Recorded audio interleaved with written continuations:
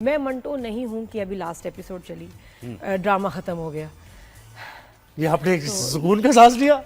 अच्छा, मैं समझ गया। तो अब वो ड्रामा खत्म हो गया और थोड़ा सा उसकी लुक के ऊपर बात करेंगे। सजल की लुक बहुत ही खूबसूरत, बहुत हसीन थी ड्रामे में, टॉक ऑफ द टाउन।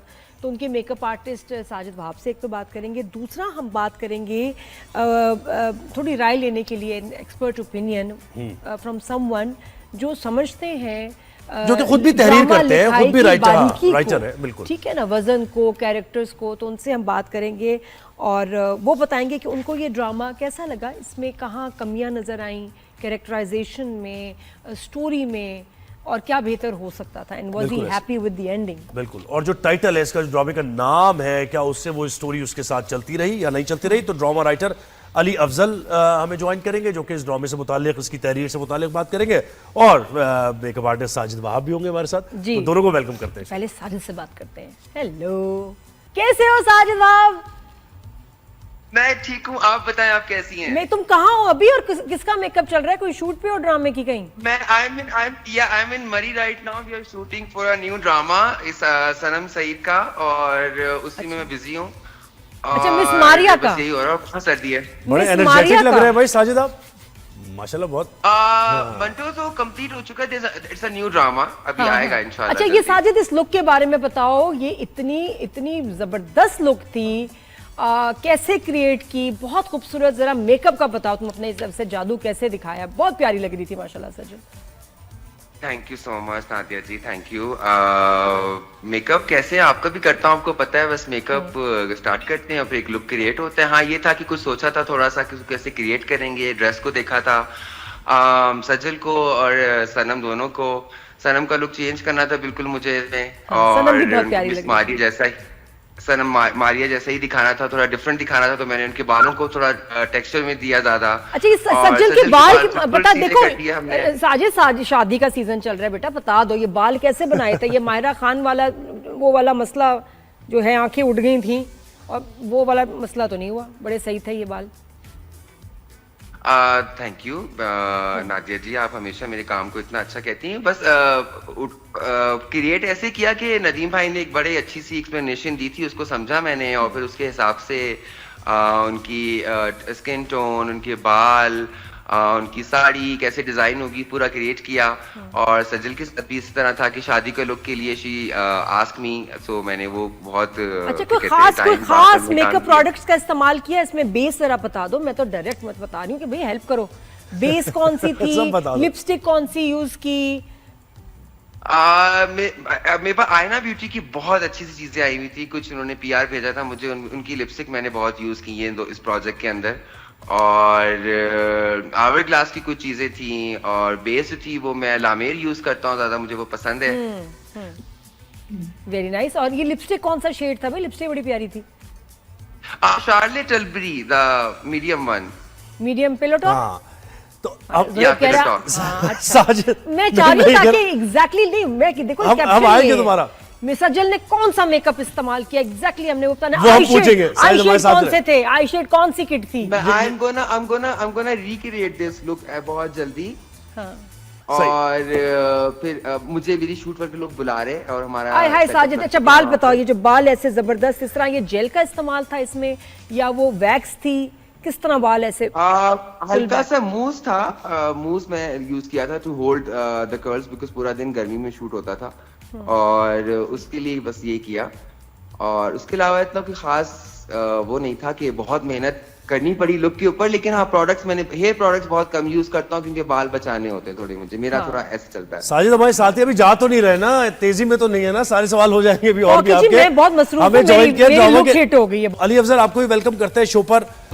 मुझे कहेगा, आजकल जो ड्रामे आ रहे हैं थोड़ा सा मुख्तलिफ आ रहे हैं, और वो इशू बेस्ड आ रहे हैं हमने देखा, या फिर किसी रियल लाइफ स्टोरी पे बेस करते हैं।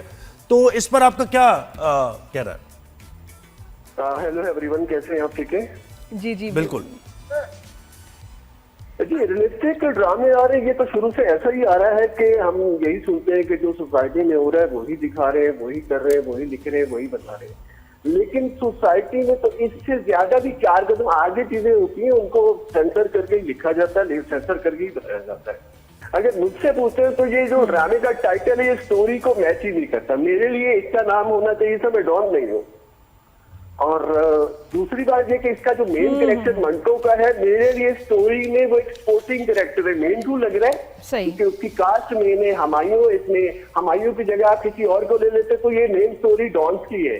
बेशक। तो मंटो का कैरेक्टर उस स्टोरी को सपोर्ट कर रहा है। हर कैरेक्टर के मेन कैरेक्टरों के साथ सपोर्टिंग कैरेक्टर होते हैं, ऐसे ही मेन स्टोरी के साथ भी सपोर्टिंग स्टोरी होती है। ये वाली जो स्टोरी हमने देखी है स्क्रीन पे, ये मेन स्टोरी तो दो डॉन फैमिली की है। सही। तो मंटो की स्टोरी लाइन है वो तो स्पोर्टिंग कैरेक्टर, स्पोर्टिंग स्टोरी है। होना क्या चाहिए था अगर आपने ये टाइटल रखा है और मंटो का नाम जी बिल्कुल यूज किया है, बिल्कुल। तो मंटो के कैरेक्टर ने स्टोरी लेके चलना थी और डॉन की स्टोरी ने उस स्टोरी को सपोर्ट करना था। लेकिन यहाँ क्या हो रहा है, मेन स्टोरी चल रही है डॉन की और मंटो का कैरेक्टर और मंटो की मोहब्बत, मंटो की कहानी, उस कहानी और मंटो देखे ना अली, इतना फैसिनेटिंग कैरेक्टर और ज़ाहिर है मंटो की जो तनकीदी उनका एक नजर। और तो मैं मंटो नहीं, आप सही कह रहे हैं बिल्कुल। मैंने भी ये ड्रामा देखना शुरू किया था और फिर मैंने एपिसोड्स मिस कर दिए क्योंकि मुझे वो फील नहीं मिल रहा था। मैं मंटो का ही नाम देख के यही और वही गिमिक था और उसी को कैश किया गया, द नेम ऑफ मंटो। नहीं एक्चुअली क्या हुआ, जब एक्चुअली मुझे क्या लगता है, जो मेरी ऑब्जर्वेशन है वो मुझे लगता है कि ये एक्चुअली उनका स्टाइल है कि वो बाय नेम टाइटल रखते हैं ड्रामों के। मैं मंटो ने इससे पहले बूटा तो अक्टूबर चांदू का चंदू आ गया, मैं मर गई शौकत अली, तो उनके प्यारे अफजल। तो क्या होता है कि उनके टाइटल्स में ना मेल और फीमेल नामों का यूज होता है, तो उसमें उनके नाम में पहले आया इंस्पिरेशन आई में मंटो ने टाइटल आ गया। अब उन्होंने इसको लिखना था लिटरेचर के, मैंने भी इसीलिए देखना शुरू किया कि मंटो का नाम है तो लिटरेचर से जुड़ा हुआ होगा कुछ, लेकिन ऐसा तो नहीं। या नहीं है तो कैसे है नहीं है? मैंने नादिया से भी ये सवाल किया था कि मंटो नहीं है तो कैसे नहीं है? ये तो गड़बड़ एक हुई। लेकिन अली अफजल, जो सबसे बड़ा इसमें मसला था, जो कि लोगों को इतराज था इस पे, वो था कि जी एक टीचर और एक स्टूडेंट के बीच में मोहब्बत, रिश्ता और स्टूडेंट्स का उसको इंडोर्स करना, टीचर का वैलिडेट करना मिस मारिया का कि इसमें कोई बुराई नहीं की। अगर टीचर और स्टूडेंट में मोहब्बत होती है, फेयर होता है, कोई बुराई नहीं, मोहब्बत होती है, कोई बुराई। जी मुझे 2 मिनट दीजिएगा जी इस पे जरूर बात करें प्लीज। जी मोहब्बत तो किसी एज में भी हो सकती है। मानो तुलसी साहब ने भी कहा था कि मोहब्बत कोई सरकारी नौकरी नहीं होती जिसमें एज लिमिट मान लिया, वो पूरी लाइफ कभी भी हो सकती है। लेकिन हर एज की जो मोहब्बत का इजहार करने का तरीका होता है ना, वो चेंज हो जाता है। एक 40-42 साल की एज में जब मोहब्बत होती है, उसका तरीका, उसका जो एक्सप्रेशन और जो आप जो इजहार करते हैं वो टीन एजर की तरह नहीं कर सकते। आप लड़की के घर पे नहीं पहुंच जाते मुंह उठा के रिश्ता मांगने के लिए कि मुझे आपकी बेटे से मोहब्बत होगी, मुझे रिश्ता दे दे। ये नेगेटिव चीज है। ये वाला चीज जो मंटो करता है मोहब्बत में कि लड़की के घर पे पहुंच गया डॉन से अपना रिश्ता मांगने के लिए, ये वाली चीज पता किसने करनी थी? जो दूसरा कैरेक्टर फरहाद, उसको भी उसी लड़की से मोहब्बत है। वो मुंह उठा के जाता है डॉन के घर पे और कहता है कि मुझे आपकी बेटी का रिश्ता चाहिए। तो ये नेगेटिव एलिमेंट है, तो नेगेटिव कैरेक्टर को अच्छा लगता है। एक लेक्चरर, पढ़ा लिखा, मैच्योर कैरेक्टर ऐसी हरकत करता हुआ बुरा लगता है। बेशक। और ये कि जरूरत भी नहीं थी, अगर महमल उस स्टूडेंट ना भी होती तो ये ड्रामा बन जाता। पता कोई स्टूडेंट ही दिखाया गया जिसका स्टोरी से कोई ताल्लुक नहीं था। नहीं हुआ क्या है, मेरी जो ऑब्जर्वेशन है माइट बी रॉन्ग, कि मंटो का टाइटल आया, माइंड में राइटर के उन्होंने लिखना शुरू किया, अदब से जुड़ा हुआ ही था, स्टूडेंट ही थी। लेकिन मेन स्टोरी जो इस स्टोरी का वन लाइनर है, शायद राइटर को भी आइडिया ना हो कि लाइनर ये बनता है। वो लाइनर ये, एक पढ़ा लिखा बुज़दिल इंसान, शरीफ नहीं कहूंगा, बुज़दिल इंसान जो मोहब्बत करने से ही डरता है, लेकिन जब उसे मोहब्बत हो जाती है और मोहब्बत भी डॉन की बेटी से हुई तो वो मोहब्बत में बहादुर हो जाता है। और बहादुर और बेशर्म होने में थोड़ा सी फर्क है, वो दोनों हो गए, लेकिन उस कैरेक्टर को रियलाइज नहीं हुआ। और देखिए वो बिल्कुल आपसे कह रहे कि टॉक ऑफ द टाउन भी नहीं बनाना एक कैरेक्टर, यानी हुमायूं से कोई बात नहीं कर रहा कि भाई इतना स्ट्रॉन्ग कैरेक्टर, इसमें स्ट्रॉन्ग कैरेक्टर था कौन सा? मुझे साइमा जी का कैरेक्टर लग रहा है, वो भी जो थोड़ा सा लाइमलाइट में आया, वो भी बड़ा बहुत प्रॉमिसिंग। जी एक्चुअली क्या होता है कि हर राइटर का अपना स्टाइल है। खलील साहब का स्टाइल थोड़ा सा ये है शुरू से ही कि जो उनकी स्टोरी है ना, उनके मेन कैरेक्टर लेके नहीं चलते, आस पड़ोस वाले लेके चलते हैं। लड़की की बहन को पता होता है, यहाँ उसके पुप्पो को पता है क्या।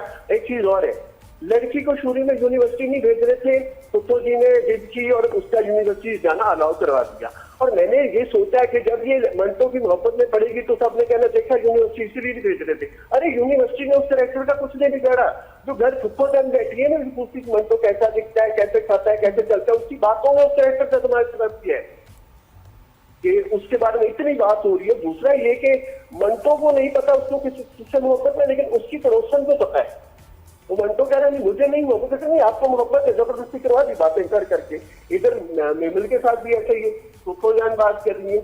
और दूसरी एक चीज है, एक नेगेटिव कैरेक्टर जिसपे पूरी स्टोरी खड़ी है, फरहाद जी। जो मेमल की मोहब्बत में पागल हो रहा है, मारने पे तुला हुआ है, उसके सीन कितने सीन नहीं, बिल्कुल जो सबसे पावरफुल और एंटरटेनिंग कैरेक्टर था, सीन नहीं है।